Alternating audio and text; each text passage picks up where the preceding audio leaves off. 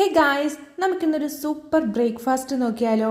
നല്ല അടിപൊളി സോഫ്റ്റ് ബ്രെഡും അതുപോലെ തന്നെ വെജിറ്റബിൾ സ്റ്റൂവും. അപ്പം നമുക്കിത് എങ്ങനെയാണ് ഉണ്ടാക്കുന്നതെന്ന് നോക്കാം അല്ലേ. വെജിറ്റബിൾ സ്റ്റൂ തയ്യാറാക്കാൻ വേണ്ടിയിട്ട് ആദ്യമേ തന്നെ ഒരു കുക്കറിലേക്ക് ഒരു പൊട്ടറ്റോയും ഒരു ക്യാരറ്റും കുറച്ച് ഉപ്പും കൂടി ഇട്ടിട്ടൊന്ന് വേവിച്ചെടുക്കുക. അതിൻ്റെ ചൂടൊക്കെ ഒന്ന് ആറിയതിന് ശേഷം നമുക്കതിനെ തൊലിയൊക്കെ ഒന്ന് ഇങ്ങനെ മാറ്റിയെടുക്കാം. അങ്ങനെ നമ്മളിവിടെ ക്യാരറ്റിൻ്റെയും പൊട്ടറ്റോൻ്റെയും തൊലിയൊക്കെ എടുത്ത് മാറ്റി വെച്ചിട്ടുണ്ട്. അത് മാറ്റി വെക്കുന്ന കൂട്ടത്തിൽ ചെറിയ പീസായിട്ട് മുറിച്ചും കൂടെ വെക്കണം കേട്ടോ. അങ്ങനെ നമ്മളെല്ലാം സെറ്റാക്കി വെച്ചിട്ടുണ്ട്. ഇനിയിപ്പോൾ ഒരു പാനിലേക്ക് കുറച്ച് എണ്ണ ഒഴിച്ചതിന് ശേഷം സ്പൈസസ് ആയിട്ടുള്ള ഏലക്ക, പട്ട, ഗ്രാമ്പുമാണ് നമ്മൾ ചേർത്ത് കൊടുത്തിരിക്കുന്നത്. കുറേശ്ശെ വീതമാണ് കേട്ടോ നമ്മൾ ഇതൊക്കെ ചേർത്തിരിക്കുന്നത്. അതുകൂടാണ്ട് നമ്മൾ ഒരു സവോള നീളത്തിലരിഞ്ഞതും ഒരല്പം ഉപ്പും കൂടി ഇട്ടിട്ട് നന്നായിട്ടൊന്ന് വഴറ്റിയെടുക്കണം.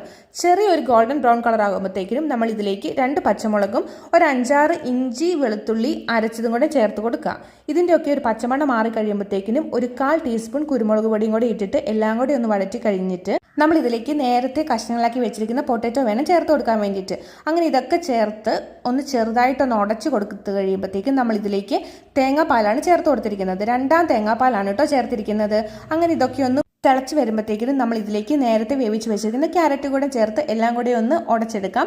വലിയ പീസാക്കിയിട്ട് വേണ്ടാത്തവർക്കാണെങ്കിൽ ചെറിയ പീസായിട്ട് നന്നായിട്ടൊന്ന് ഉടച്ചു കൊടുക്കുന്നതായിരിക്കും നല്ലത്. അതിനുശേഷം നമ്മൾ 1ാം തേങ്ങാപ്പാലും കൂടെ ഇട്ടിട്ട് ഒന്ന് ഇളക്കി കൊടുത്തു കഴിഞ്ഞിട്ട് ചെറുതായിട്ട് തിള വരുമ്പോഴത്തേക്ക് നമുക്കിതിലേക്ക് കുറച്ച് കറിവേപ്പില വേണം ആഡ് ചെയ്ത് കൊടുക്കാൻ വേണ്ടിയിട്ട്.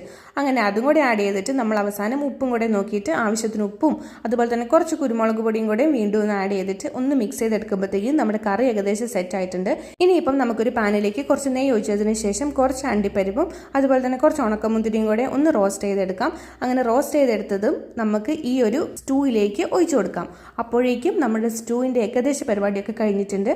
നമ്മുടെ അടിപൊളി സ്റ്റൂ സെറ്റ് ആയിട്ടുണ്ട്. ഇനിയിപ്പോൾ നമുക്ക് ബ്രെഡ് ഒന്ന് ചെറുതായിട്ട് ആവിയിൽ വേവിച്ചെടുക്കാം. അങ്ങനെ നമ്മുടെ ബ്രെഡൊക്കെ ഇവിടെ നിരത്തി വെച്ചിട്ടുണ്ട്. ഒരു 10 മിനിറ്റ്സ് കഴിയുമ്പോഴത്തേക്കും നമ്മുടെ ബ്രെഡൊക്കെ സൂപ്പർ സോഫ്റ്റ് ആയിട്ടുണ്ട്. അങ്ങനെ നമ്മുടെ ബ്രേക്ക്ഫാസ്റ്റിൻ്റെ പരിപാടിയൊക്കെ ഇവിടെ സെറ്റ് ആയിട്ടുണ്ട്. ഇനിയിപ്പം നമ്മുടെ ബ്രെഡും അത് ഈ സ്റ്റൂവിലൊന്ന് മുക്കി കഴിക്കണം. അടിപൊളി ടേസ്റ്റാണ്. അപ്പോൾ നമ്മുടെ മോർണിംഗ് ബ്രേക്ക്ഫാസ്റ്റൊക്കെ ആയിട്ട് കഴിക്കാൻ പറ്റിയ ഒരു ഡിഷാണ് കേട്ടോ.